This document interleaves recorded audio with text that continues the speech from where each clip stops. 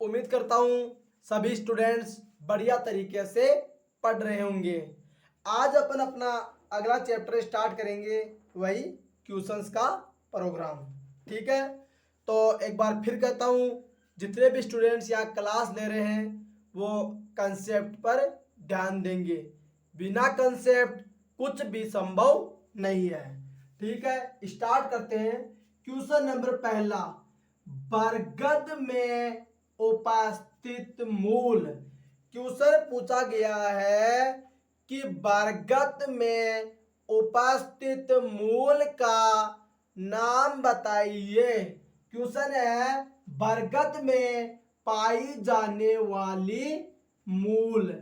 चार ऑप्शन, जटामूल, अवस्तंभ, जकड़ा या ग्रंथिल। चार ऑप्शन देगा आपको कि बरगद में कौन सी मूल पाई जाएगी।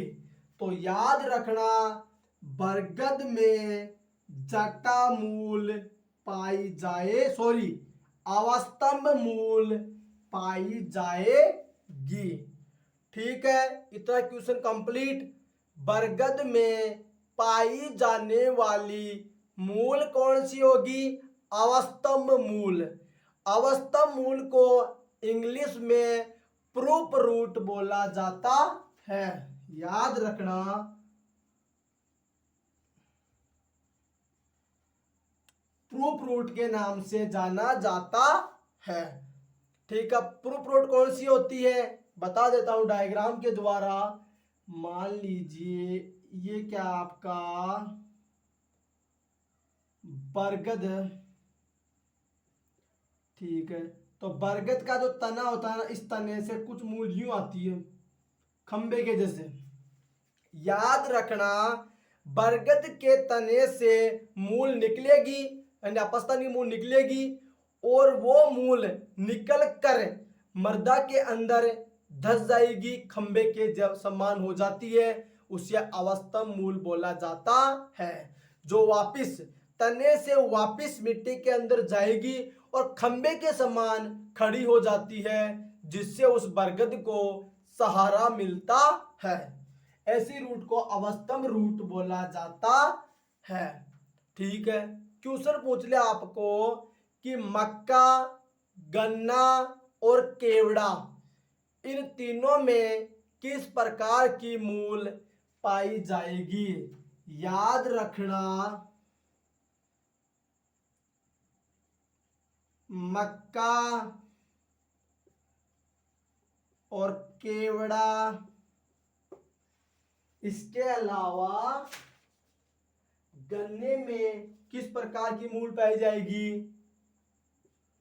याद रखना, मक्का, गन्ना और केवड़ा, इन तीनों में जटा मूल पाई जाएगी। क्वेश्चन पूछ लिया आपको, ग्रंथिल मूल किन किन में पाई जाएगी। आंबा,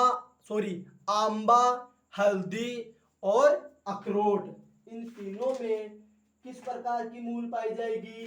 तो याद रखना, आंबा, हल्दी और अखरोट। आंबा, हल्दी व अखरोट, इनमें किस प्रकार की मूल पाई जाएगी।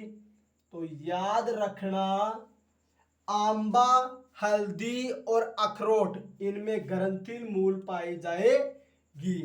जकड़ा मूल घास में पाई जाएगी। ठीक है, दोबारा बता देता हूं, बरगद में अवस्तंभ या प्रूफ रूट पाई जाती है, जो बरगद के तने से निकलती है और खंबे के समान स्थिर होती है। मक्का, गन्ना और केवड़ा, इन तीनों में जटा मूल पाई जाती है, जबकि आंबा, हल्दी, अखरोट, इसमें ग्रंथिल मूल पाई जाती है। ठीक है, यह आपका क्वेश्चन नंबर 1 कंप्लीट। अब पढ़ेंगे अपन क्वेश्चन नंबर 2। क्वेश्चन नंबर 2, यह आपका है आपके मॉर्फोलॉजी बायोलॉजी से। ठीक है, क्वेश्चन नंबर 2 क्या कहता है, मूल पादप के किस भाग से विकसित होंगे। क्वेश्चन पूछा गया है कि मूल पादप के कौन से भाग से विकसित होगी। 4 ऑप्शन है, परांकुर, मूलांकुर, बीजपत्र या सभी। तो याद रखना, मूल होती है वो पादप के मूलांकुर से विकसित होगी। आपका राइट आंसर होगा मूल पादप के मूलांकुर से विकसित होगी। ठीक है, क्वेश्चन पूछ ले आपको कि जो तना होता है ना, तना वो किसके द्वारा विकसित होता है। क्वेश्चन पूछ ले पादपों का तना किसके द्वारा विकसित होगा, परांकुर के द्वारा। याद रखना, तना हमेशा परांकुर के द्वारा विकसित होगा। ठीक है, बीजपत्र के द्वारा किसका निर्माण होता है। क्वेश्चन बनेगा पादप का मूल किसके द्वारा विकसित होगा, मूलांकुर के द्वारा। पादप का तना किसके द्वारा विकसित होगा, परांकुर के द्वारा। और पादप में जो बीज होते हैं वो किसके द्वारा विकसित होंगे, याद रखना बीजपत्र के द्वारा बीज विकसित होंगे। ठीक है, एक क्वेश्चन आता है कि बीज होते हैं ना वो 2 प्रकार के होते हैं। बता देता हूं बीजपत्र के प्रकार। 2 प्रकार का होगा, एक बीजपत्री, एक बीजपत्री व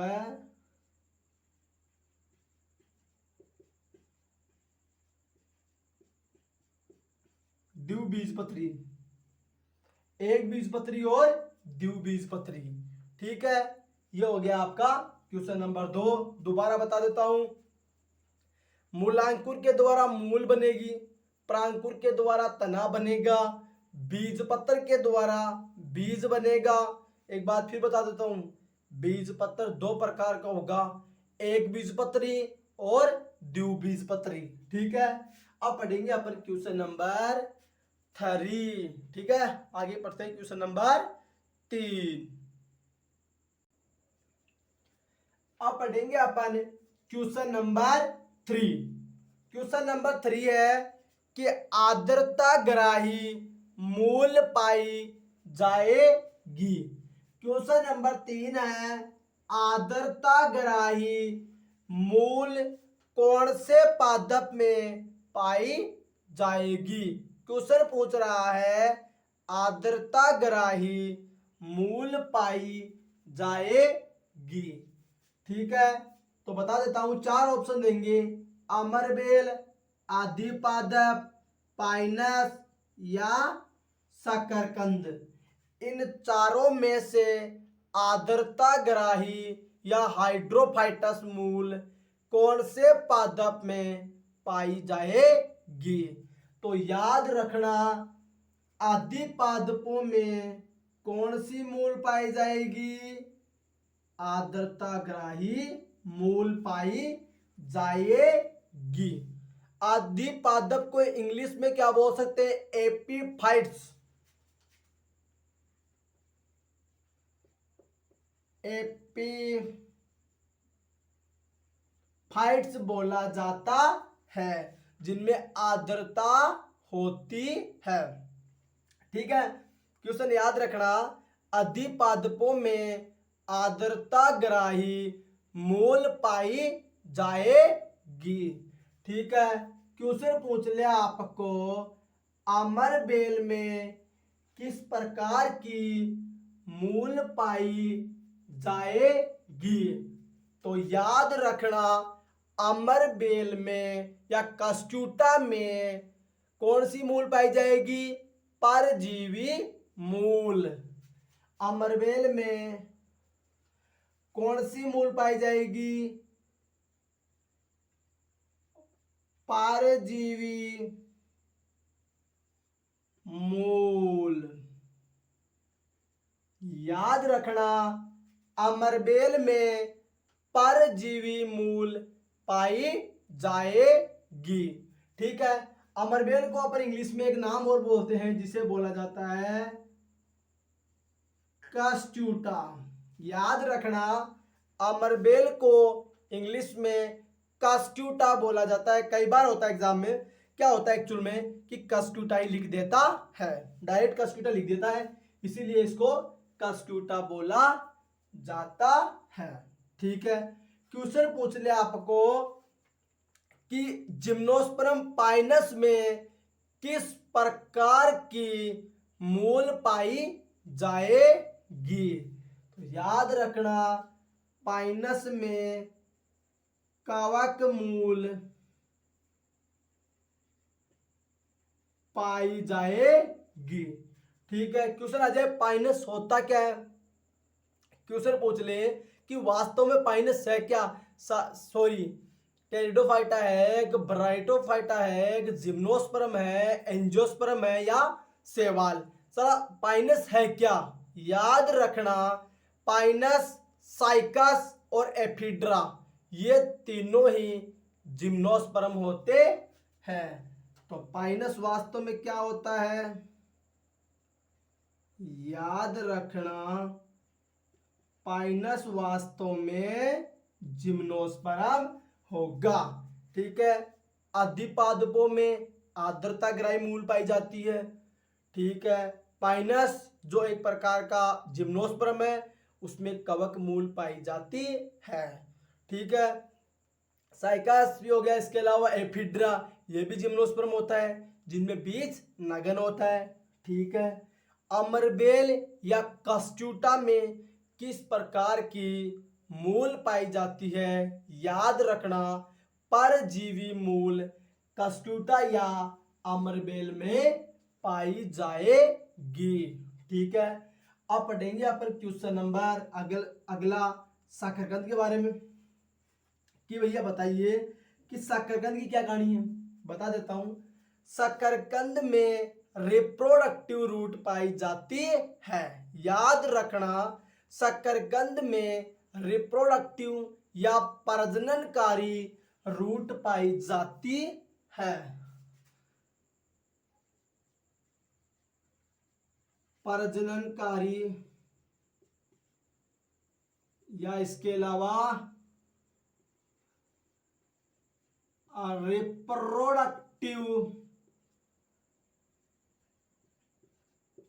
रिप्रोडक्टिव रूट शकरकंद में पाई जाती है। इसके साथ साथ डहेलिया का भी ये सेम होता है।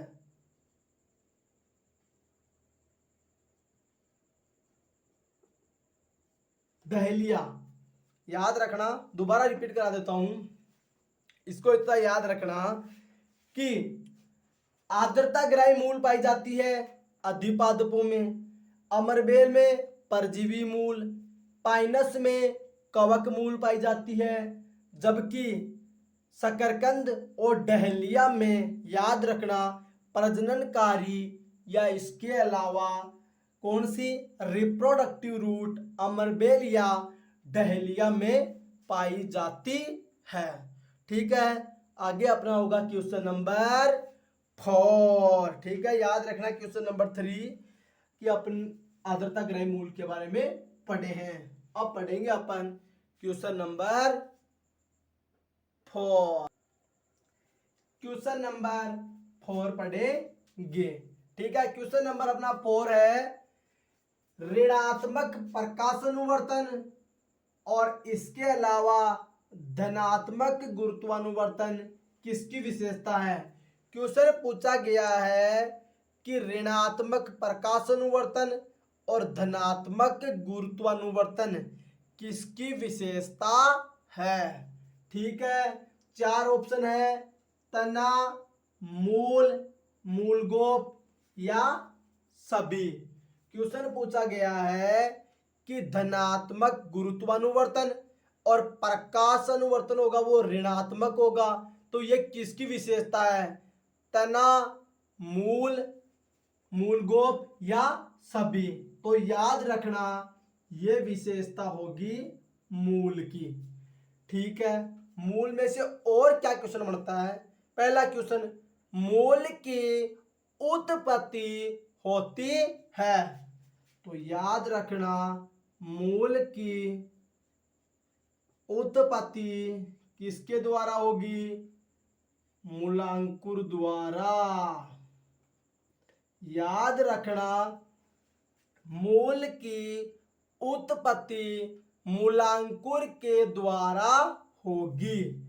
एक क्वेश्चन यह आ जाए कि धनात्मक जलानुवर्तन होता है। क्वेश्चन पूछ ले धनात्मक जलानुवर्तन होगा मूल में।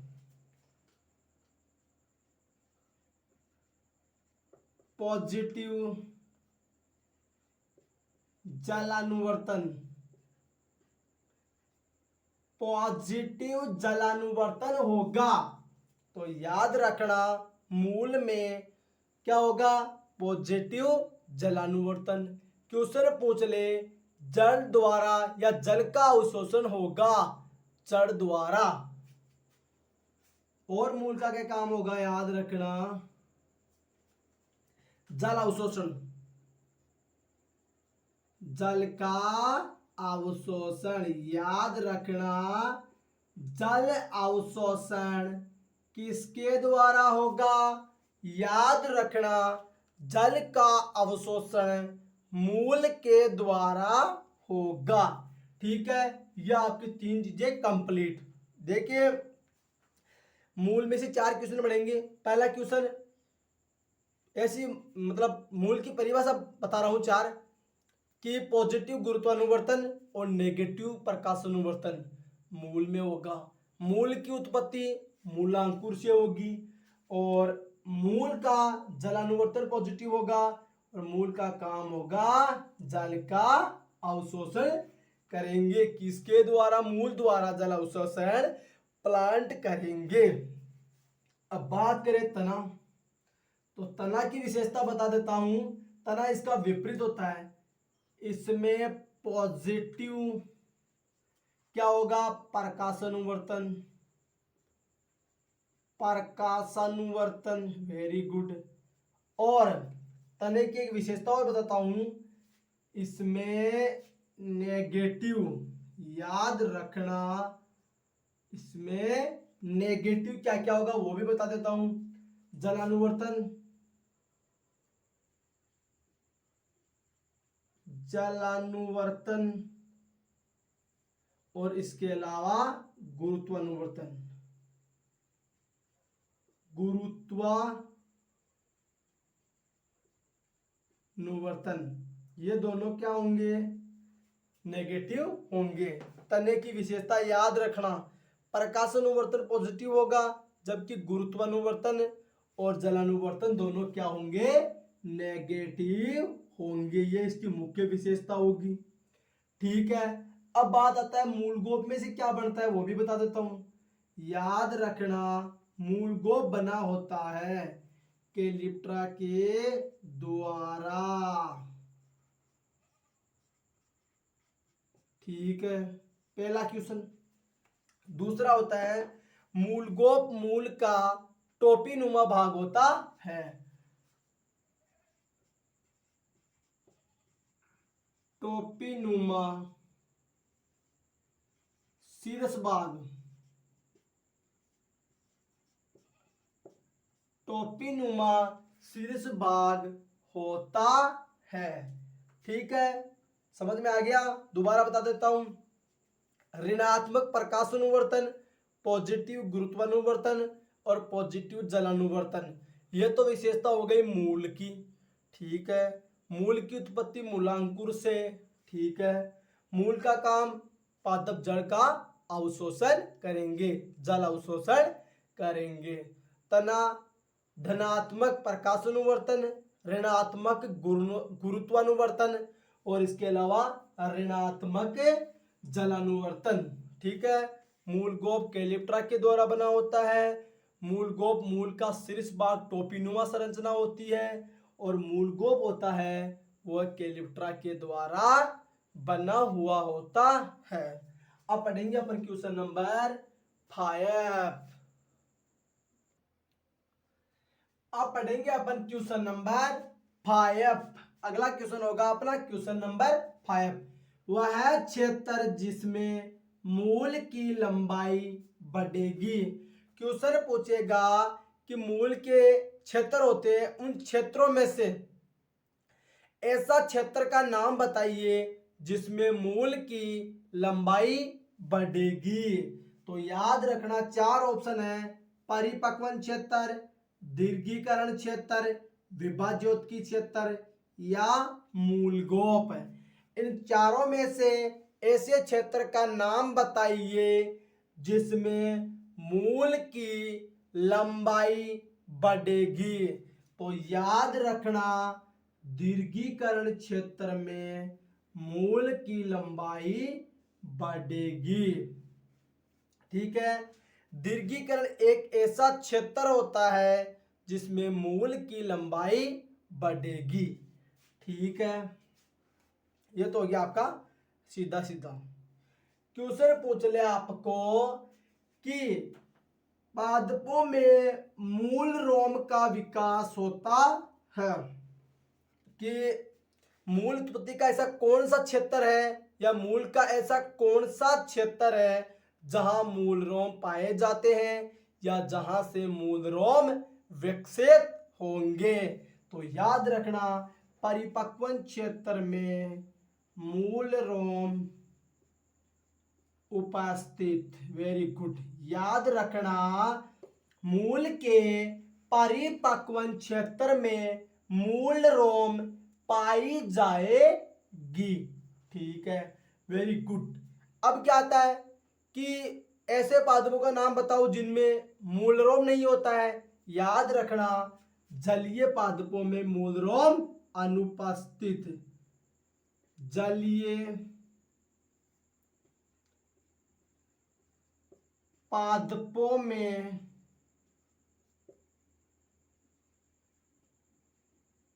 मूल रोम अनुपस्थित। याद रखना जलीय पादपों में मूल रोम अनुपस्थित होगी। ठीक है, अब पढ़ेंगे अपन अगला कि मूल का ऐसा क्षेत्र जिसमें कोशिका विभाजन करना शुरू कर देगी। तो याद रखना कोशिका या सेल डिवीजन, कोशिकाएं के विभाजन की शुरुआत विभाज्योत्की क्षेत्र से होगी। याद रखना कोशिका विभाजन की शुरुआत विभाज्योत्की क्षेत्र से होगी। ठीक है, अब बात आती है कि विभाज्योत्की क्षेत्र होता है उसकी एक विशेषता बताइए। याद रखना विभाज्योत्की क्षेत्र की विशेषता होगी कि इसमें अंतर कोशिकीय अवकाश अनुपस्थित होंगे।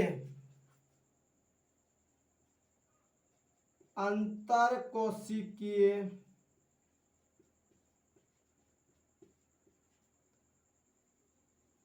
अवकाश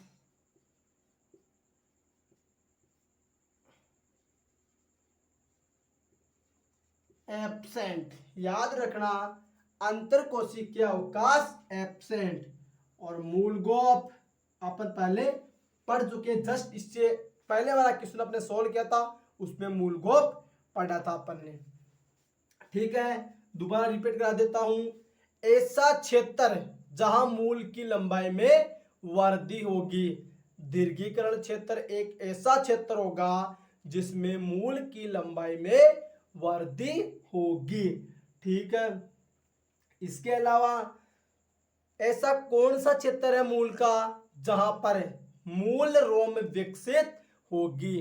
परिपक्वन क्षेत्र से मूल रोम विकसित होगी। ठीक है, जलीय पादपों में मूल रोम नहीं पाई जाएगी। ठीक है, मूल रोम से ही जल का अवशोषण होता है। मूल पे छोटी छोटी रोम्स पाई जाती है, वो रोम ही जल का अवशोषण करेगी। ठीक है, विभाज्योत्की क्षेत्र जहां से कोशिकाएं विभाजन करना शुरू करेगी और अंतराकोशिकीय अवकाश अनुपस्थित होगी।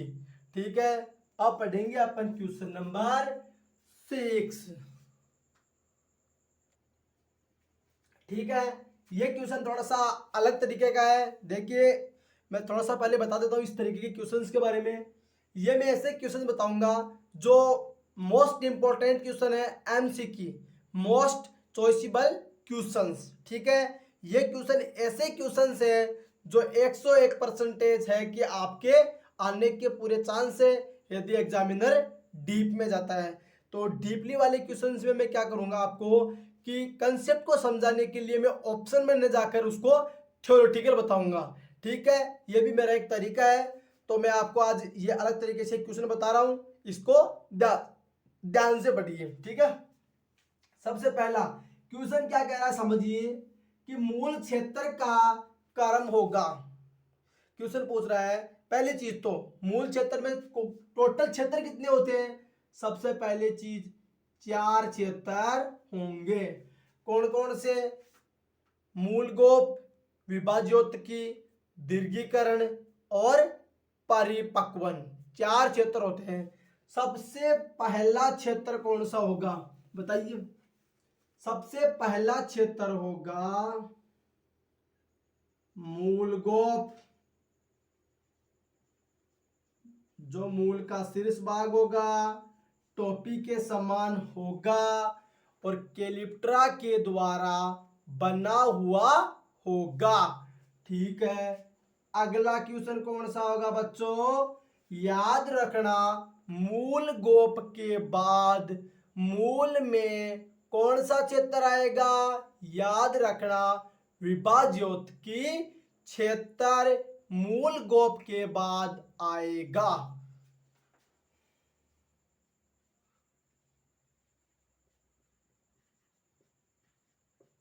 विभाज्योत्की, ठीक है, विभाज्योत्की के बाद कौन सा क्षेत्र आएगा? याद रखना सबसे पहले मूलगोप, मूलगोप के बाद विभाज्योत्की क्षेत्र और विभाज्योत्की क्षेत्र के बाद दीर्घीकरण क्षेत्र या इलोंगेशन एरिया।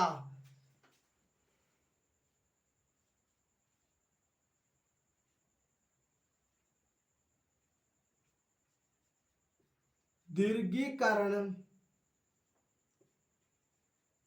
क्षेत्र, ठीक है, दीर्घीकरण क्षेत्र के बाद में अंतिम कौन सा आएगा?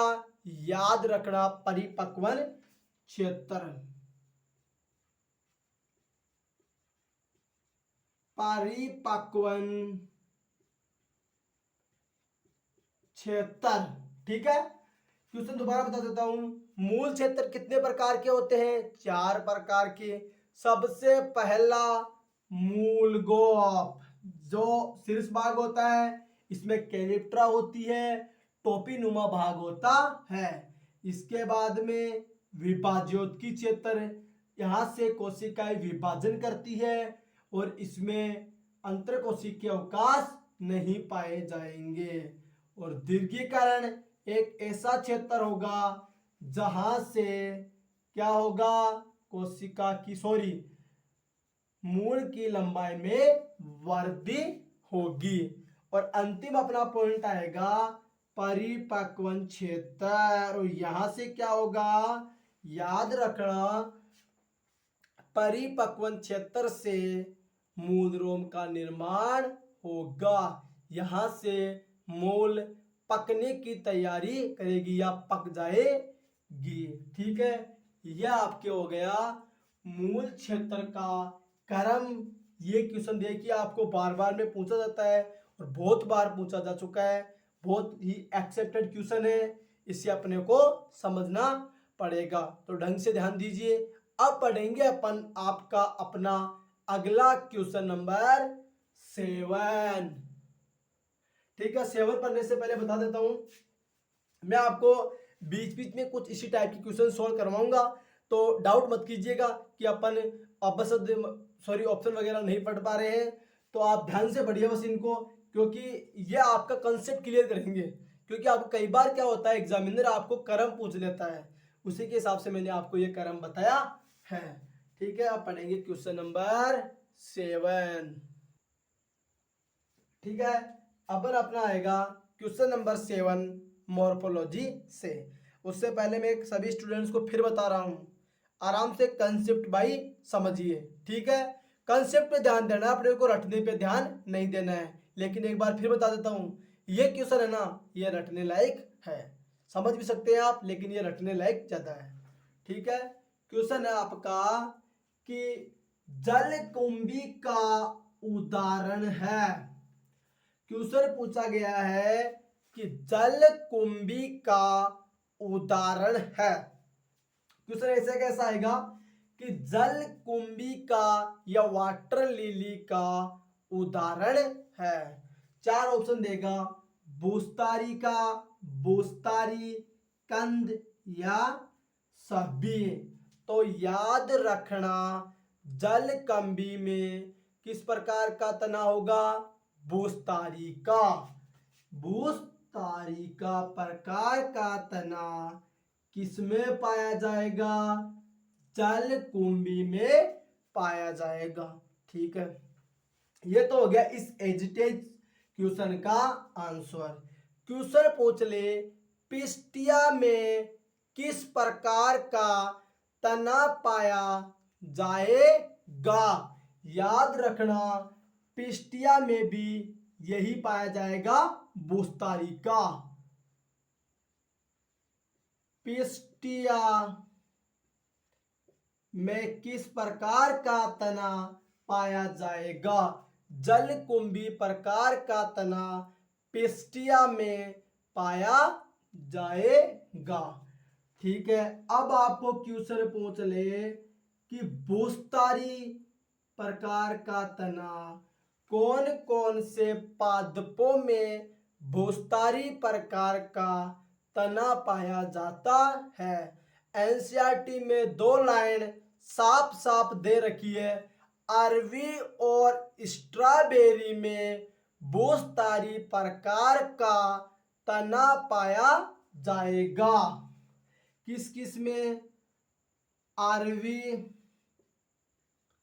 और इसके अलावा स्ट्रॉबेरी।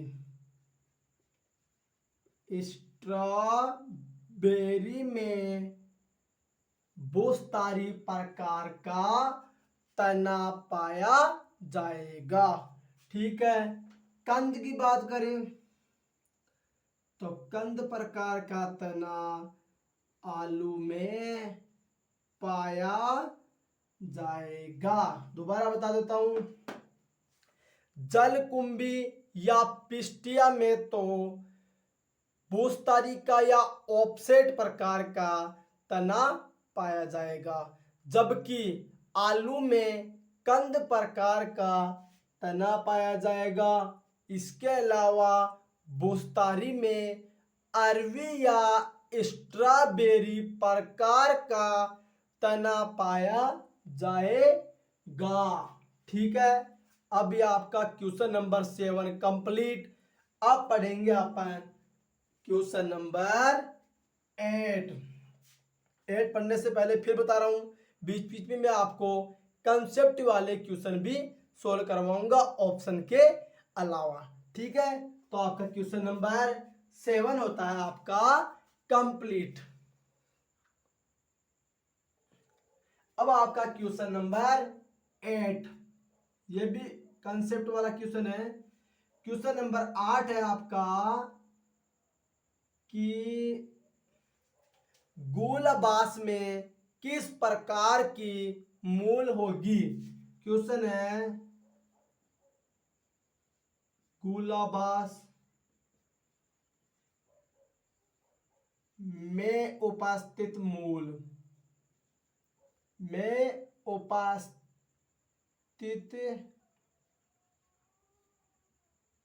मूल। ठीक है, 4 ऑप्शन है,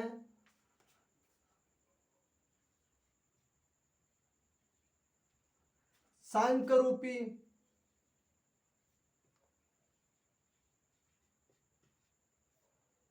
शंखरूपी या इसके अलावा कुंभी रूपी, या फिर इसके अलावा कौन सी होगी, याद रखना, कंदिल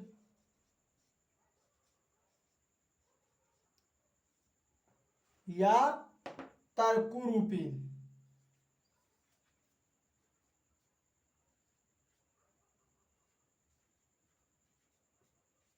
तरकू रोपी। क्वेश्चन आपका, गुलबास में किस प्रकार की मूल पाई जाएगी? गुलबास में किस प्रकार की मूल पाई जाएगी? चार ऑप्शन, शंख रूपी, कुंभी रूपी, कंदिल या तरकू रूपी। इन चारों में से कंदिल रूपी नामक जो जड़ होती है वो किसमें पाई जाएगी? याद रखना, गुलबास में कंदिल मूल पाई जाएगी। ठीक है, ये हो गया आपका आंसर। ठीक है, अब बात आती है कि शंख रूपी मूल पाई जाएगी। याद रखना, शंख रूपी मूल गाजर में पाई जाएगी। किसमें पाई जाएगी? गाजर में। ठीक है, अब बात आती है कि शंख रूपी मूल होती कैसे है? तो याद रखना, शंख के समान होती है, जिसका ऊपरी भाग चौड़ा और निचला भाग सकरा होता है। कुछ इस प्रकार की देखी होगी मूल आपने, ये होती है गाजर की मूल। ठीक है, बात करें कुंभी रूपी क्या होता है बच्चों, बता देता हूं। कुंभी रूपी प्रकार की मूल सलजम और शकरकंद में पाई जाती है। दोबारा बता देता हूं, कुंभी रूपी या नेपी फॉर्म प्रकार की मूल सलजम या शकरकंद में होगी। इसका उदाहरण है शकरकंद या सलजम। याद रखना, शकरकंद या सलजम में कुंभी रूपी मूल पाई जाए। ठीक है, अब बात करें शकरकंद या सलजम में कुंभी रूपी या कुंभी रूपी मूल पाई जाती है। ठीक है, कुंभी रूपी का मतलब ऊपरी भाग तो मटके के समान और निचला भाग छोटा सा सकरा होता है। बता देता हूं, ऊपरा भाग होता है वो बहुत ज्यादा मोटा होता है, निचला भाग छोटा सा होता है। ठीक है, कुछ यूं होती है। ठीक है, ये हो गया आपकी कुंभी रूपी मूल। ठीक है, कंदिल का आपको सबको पता ही है। बात करें तरकू रूपी, तो याद रखना, तरकू रूपी मूल मूली में पाई जाएगी। ठीक है, इसकी विशेषता बताता हूं। तरकू रूपी मूल की कहानी होती है कि इसका नीचे का और ऊपर का भाग तो होगा सकरा और बीच का भाग चौड़ा होता है। ठीक है, दोबारा बता देता हूं, गुलबास में किस प्रकार की मूल होगी? तो गुलबास में कंदिल मूल पाई जाएगी। ठीक है, शंख रूपी मूल किसमें पाई जाएगी? याद रखना, गाजर में शंख रूपी मूल पाई जाएगी। तरकू रूपी मूल किसमें पाई जाएगी? मूली में। तरकू रूपी मूल होती क्या है? ऐसी मूल जिसका ऊपर का और नीचे का भाग तो होगा सकरा और बीच का भाग चौड़ा होगा, उसे तरकू रूपी बोलते हैं। और बात करें कुंभी रूपी, कुंभी रूपी का ऊपरी भाग तो मटके के समान होगा और जो नीचे का भाग होगा वो बिल्कुल सकरा और छोटा सा होगा। ठीक है, ये हुआ आपका क्वेश्चन नंबर 8 कंप्लीट। इससे पहले थोड़ा सा बता देता हूं कि आज क्या है कि अपन मूल से जितने भी क्वेश्चन ले रहे हैं वो लगभग मूल या तने से ले रहे हैं। ठीक है, अगली अपनी लगभग जो एक दो क्लास है ना, वो लगभग आपके जो इंटरनल आंतरिक कार्य की मान लीजिए या मॉर्फोलॉजी मान लीजिए, इसी में से आपके आ रहे हैं क्वेश्चंस, तो मैं इसी में से आपको सोल्व करवाऊंगा। ठीक है, अब पढ़ेंगे अपन क्वेश्चन नंबर 9।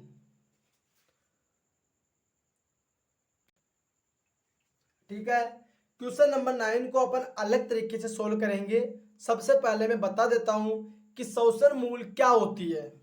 तो बता देता हूं, सौसर मूल की विशेषता होती है कि ये क्या होती है, न्यूमेटोफोर होती है। पहली बात ये भी बताऊंगा क्यों होती है। क्या होता है कि कुछ वृक्ष या झाड़ियां या मैंग्रोव पादप होते हैं, मैंग्रोव पादप, यह पादप दलदली तथा क्षारीय प्रदेशों में पाए जाते हैं, जहां भूमि होती है ना, उस भूमि में क्षारीय या दलदली कुछ दलदली या क्षारीय स्थान होते हैं जहां पर ऑक्सीजन की कमी हो जाती है। तो ये मैंग्रोव पादप क्या करते हैं कि भूमि में यदि क्षारीयता की मात्रा बढ़ जाएगी तो उसमें ऑक्सीजन की मात्रा कम हो जाएगी। ऑक्सीजन की मात्रा कम होगी तो ये मैंग्रोव पादप होते हैं, ये मृदा से बाहर निकलते हैं और इनको निकलने की प्रक्रिया क्या कहलाती है, न्यूमेटोफोर कहलाती है। दोबारा बता देता हूं, थोड़ा कंफ्यूजन है, दोबारा बता देता हूं।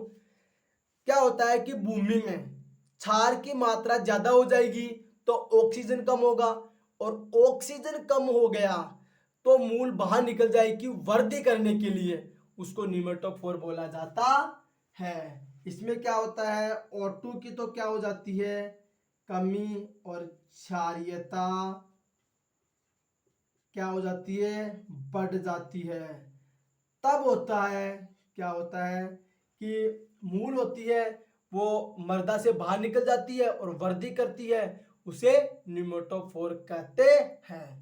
ठीक है, न्यूमेटोफोर या सौसर मूल होती कहाँ है, याद रखना मैंग्रोव पादपों में।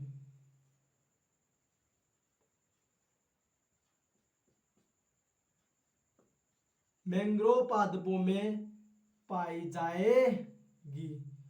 मैंग्रोव पादपों में क्या हो गया, वृक्ष हो गया और झाड़ी। ठीक है, इसके अलावा इसकी एक विशेषता और, सौसर मूल होती है वो नेगेटिव गुरुत्वानुवर्तन दर्शाएगी। याद रखना, सौसर मूल नेगेटिव गुरुत्वानुवर्तन दर्शाएगी। नेगेटिव गुरुत्वानुवर्तन दर्शाएगी। याद रखना, सौसर मूल नेगेटिव गुरुत्वानुवर्तन दर्शाती है। सौसर मूल को न्यूमेटोफोर क्यों कहते हैं, क्योंकि भूमि में क्षारीयता की मात्रा बढ़ेगी, O2 की मात्रा कम हो जाती है, तो जो मूल होती है वो मृदा से बाहर निकलकर वृद्धि शुरू कर देती है, उसे न्यूमेटोफोर कहते हैं। इनमें वातरंध्र पाए जाते हैं। याद रखना, इनमें वातरंध्र या न्यूमेटोड्स पाए जाते हैं। वातरंध्र को इंग्लिश में बोलते हैं न्यूमेटोड्स। न्यूमेटोड्स, याद रखना न्यूमेटोड्स पाया जाता है। ठीक है, इन न्यूमेटोड्स का काम क्या होता है, वायु का आदान प्रदान।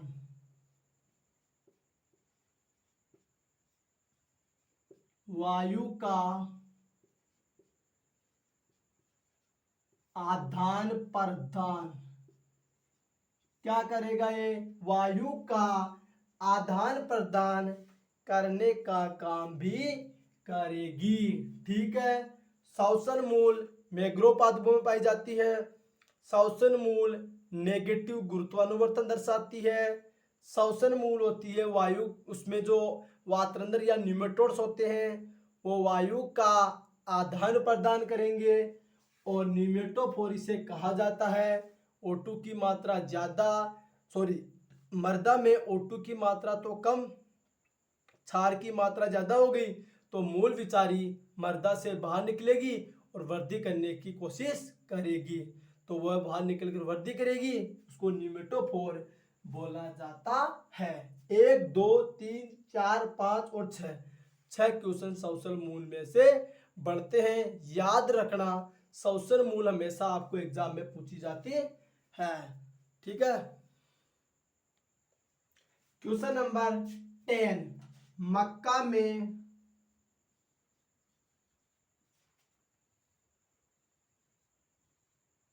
जड़ें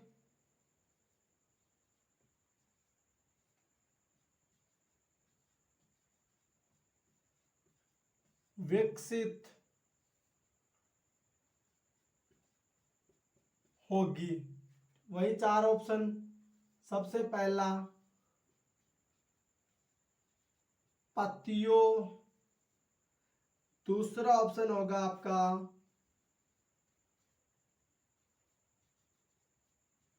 पुष्पक्रम, तीसरा ऑप्शन होगा पुष्पासन और आपका फोर्थ एग्जाम्पल होगा आपका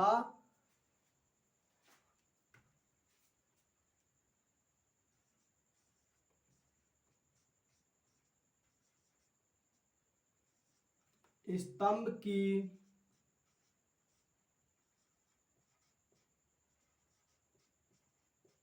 आधारी पर्व संधियों से।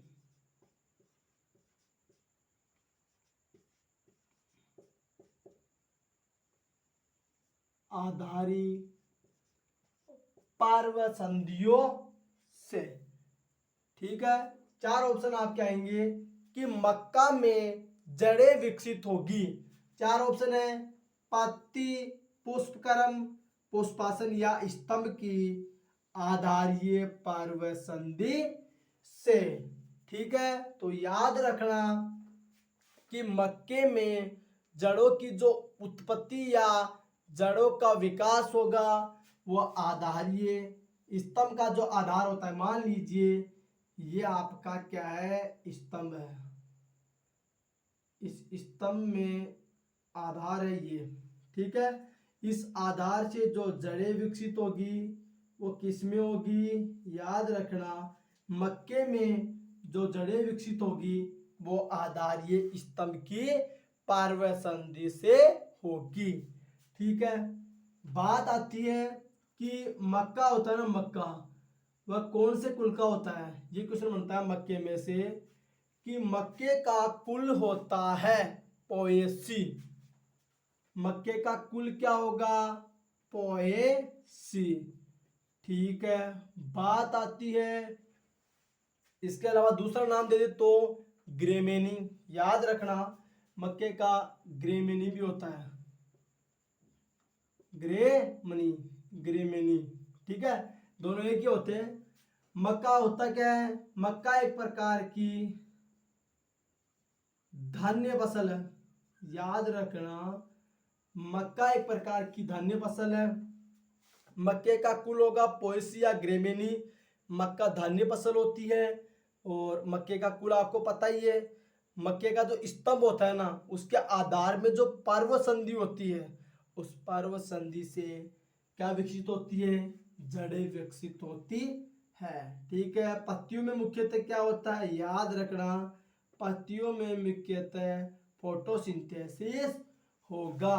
याद रखना पत्तियों में मुख्यतः फोटोसिंथेसिस की क्रिया होगी। ठीक है। कौन से भाग में होगी पत्ती के, याद रखना पर्णमध्योतकी में। पर्णमध्योतकी में प्रकाश संश्लेषण की क्रिया होगी। ठीक है।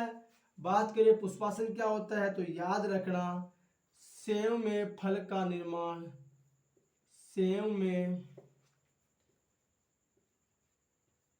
फल निर्माण पुष्पासन के द्वारा ही होता है। याद रखना सेव में फल का निर्माण पुष्पासन के द्वारा होगा और स्तंभ का जो आधार में जो पर्व संधि होती है उस पर्व संधि से मक्के में जड़ें विकसित होती है। मक्का ग्रेमिनी या पोएसी कुल का सदस्य है और मक्का धान्य फसल होती है। अब पढ़ेंगे अपन क्वेश्चन नंबर 11। अब आपका आएगा क्वेश्चन नंबर 11। याद रखना, मूल रोम अनुपस्थित होगी। याद रखना, चार ऑप्शन देगा आपको, कवक व परजीवी मूल, जटा, अवस्थम या सभी। इन चारों में से ऐसी मूल का नाम बताओ जिसमें मूल रोम अनुपस्थित होगी। ठीक है, तो आपका सीधा आंसर आएगा कवक व परजीवी मूलों में मूल रोम नहीं पाया जाएगा। कवक या अस्तंभ मूल, सॉरी, कवक या परजीवी मूलों में मूल रोम नहीं पाया जाएगा। कवक मूल किसमें पाया जाता है, क्वेश्चन पूछ ले तो याद रखना पाइनस में कवक मूल पाया जाएगा। और क्वेश्चन पूछ ले परजीवी मूल अमरबेल में, अमर बेल में परजीवी। और जटा मूल के ऑप्शन आपको पूछ ले तो याद रखना गन्ना, मक्का और केवड़ा। और यदि अवस्थम पूछ ले तो याद रखना बरगद, बरगद में अवस्थम मूल पाई जाती है। दोबारा बता देता हूं, कवक या परजीवी मूल में मूल रोम नहीं पाया जाएगा, जबकि कवक मूल तो पाइनस में होती है और परजीवी मूल अमरबेल में पाई जाती है। जटा मूल मक्का, गन्ना, केवड़ा इनमें मूल रोम पाई जाती है, जबकि अवस्थम मूल बरगद में होती है, जिसमें कौन सी मूल होती है, अवस्थम मूल बरगद में होगी। ठीक है, अब अपन पढ़ेंगे अपना अगला क्वेश्चन नंबर 12। अब पढ़ेंगे क्वेश्चन नंबर 12। कई बार क्या होता है, आपको ऑप्शन में पूछ लेता है कि जीवद्रव्य में उपस्थित पदार्थ।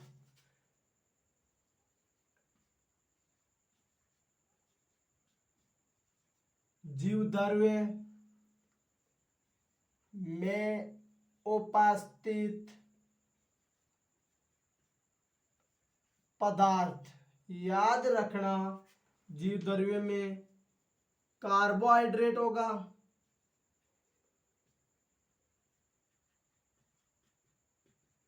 कार्बोहाइड्रेट,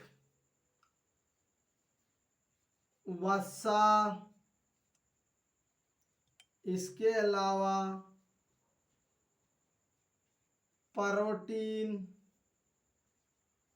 इसके अलावा न्यूक्लिक एसिड,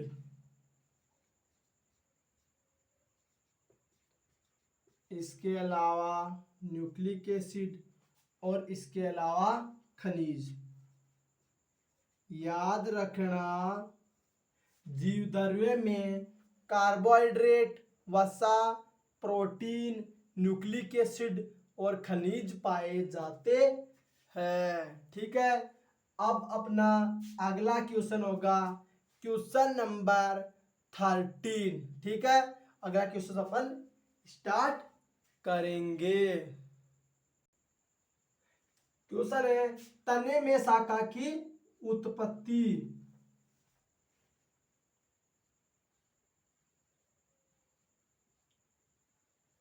तने में शाखा की उत्पत्ति। याद रखना, क्वेश्चन है तने में शाखा की किस प्रकार की उत्पत्ति होगी। याद रखना बहिजात, बहिजात प्रकार की उत्पत्ति होगी। तने में शाखा की उत्पत्ति बहिजात होगी या बाहरी होगी। जबकि क्वेश्चन नंबर 14, मूल की उत्पत्ति, मूल की उत्पत्ति किसके द्वारा होगी। ठीक है। क्वेश्चन है पारिरंभ के द्वारा, आंसर होगा पारिरंभ के द्वारा मूल की उत्पत्ति होगी। ठीक है। तने में शाखा की उत्पत्ति बाहरी होगी, मूल की उत्पत्ति पारिरंभ के द्वारा होगी। अब बात आती है मूल होता कैसा है, अंतर्जात या बहिर्जात। तो याद रखना मूल की उत्पत्ति अंतर्जात होगी। ठीक है। अपना फाइनल क्वेश्चन है क्वेश्चन नंबर 15। ठीक है, दोबारा रिवाइज करा देता हूं मैं। मूल की उत्पत्ति अंतर्जात होगी परिरम के द्वारा, फल की उत्पत्ति मूल की उत्पत्ति परिरम द्वारा अंतर्जात होगी, तने की उत्पत्ति बहिर्जात होगी। दोनों क्लियर है। अब पढ़ेंगे अपन क्वेश्चन नंबर 15। परणाभ पर्व का नाम सुना है? परणाभ पर्व किस, परणाभ पर्व का एग्जाम्पल कौन सा होगा? सतावर। याद रखना परणाभ पर्व का उदाहरण होगा सतावर। ठीक है, तरीके से लिख देता हूं, समझ में नहीं आएगा आपकी। सतावर। ठीक है, दोबारा रिपीट करा देता हूं।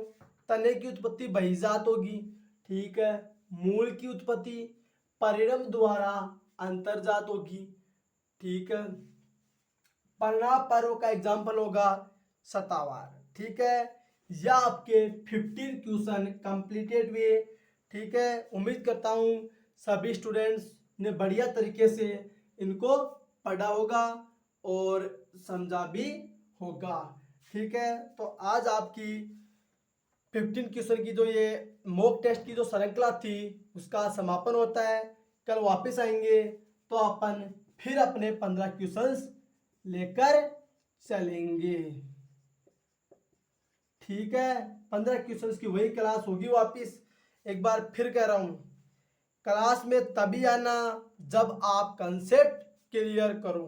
कंसेप्ट जिसका क्लियर होगा उसको दुनिया की कोई ताकत, कोई एंट्रेंस हो क्रैश करने से नहीं रोक सकती। एंट्रेंस क्रैश करना है, बढ़िया यूनिवर्सिटी में जाना है तो आपको कंसेप्ट तो समझने पड़ेंगे। बिना कंसेप्ट यूनिवर्सिटी तो दूर की बात है, आप छोटी से छोटी यूनिवर्सिटी भी अचीव नहीं कर सकते। वो बिहार में एक कहावत है कि बिहार में दो ही कैटेगरी होती है, या तो बंदा 12th पास करते ही बेलदारी बोलते हैं जिसको मजदूरी, वहां चला जाता है, या बंदा यूपीएससी फाइट करता है। क्योंकि वहां या तो कोई बंदा पढ़ता नहीं है और पढ़ता है तो पूरी जान लगा के पढ़ता है। हमें भी यही करना है, या तो पढ़ाई करना मत, पढ़ाई ऐसी करना कि आपसे बढ़िया पढ़ाई आपके आसपास में कोई दूसरा नहीं कर पाए। इस प्रकार की पढ़ाई करोगे तो ही आप किसी एंट्रेंस में सिलेक्शन दे पाओगे। देखिए, एग्जाम से जुड़ी हुई एक छोटी सी शायरी सुनाऊंगा कि आप एग्जाम से इस प्रकार जुड़ो जिस प्रकार की ताला चाबी से जुड़ा रहता है। साला ताला टूट जाता है लेकिन चाबी को चेंज नहीं करता। आप टूट जाओ लेकिन आपका लक्ष्य नहीं टूटना चाहिए। ये चीज आप ताले से सीखो कि वो कितना भी टूट जाए लेकिन चाबी चेंज नहीं करता। वो उसी चाबी से खुलेगा जिस चाबी से उसे खुलना चाहिए। ठीक है, याद रखना बड़ी समस्या कभी नहीं आती है। व्यक्ति कभी भी पहाड़ों से ठोकर नहीं खाता है, आदमी ठोकर खाता है पत्थरों से। ठीक है, ये लोग बोलते हैं, और एक छोटी सी कहानी की लोग बोलते हैं कि हमारे पास समय नहीं होता है। मैं फिर बता रहा हूँ कि आप अपने समय का मैक्सिमम यूटिलाइज तभी कर सकते हैं जब आप सोने के समय में कटौती करें। ये महाबकवास है कि आदमी को 8 घंटे की नींद जरूरी है। 8 घंटे सोओगे 33% जिंदगी तो सुप्त अवस्था में निकल जाएगी। तो याद रखिए, आप ज़्यादा अपना जो समय में यूटिलाइज करना चाहते हैं वो नींद के समय में कटौती करिए, लेकिन आपको पढ़ना है और डेली पढ़ना है। उम्मीद करता हूँ सभी स्टूडेंट्स ने बढ़िया तरीके से क्लास ली भी होगी और आगे की क्लास भी आपकी इसी प्रकार होगी। बीच बीच में मैं आपको मोटिवेट भी करता रहूँगा, क्योंकि एजुकेशन के साथ साथ मोटिवेट होना ज़रूरी है। तो उम्मीद करता हूँ आज की क्लास सभी स्टूडेंट ने बढ़िया तरीके से ली भी होगी। अब मिलेंगे अपन अगले लेक्चर में, ठीक है।